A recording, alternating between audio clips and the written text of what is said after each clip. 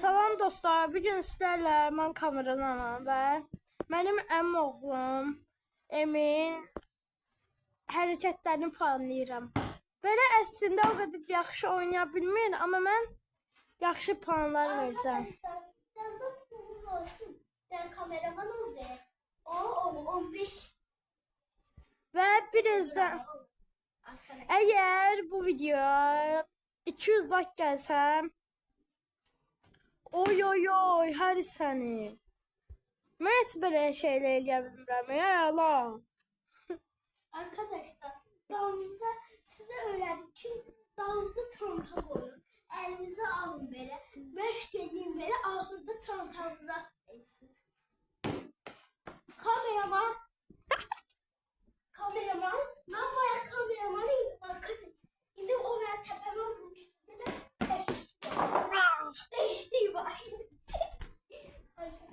Arkadaşlar. Oy hadi Emin. Arkadaşlar bir saat. Hadi. Oy.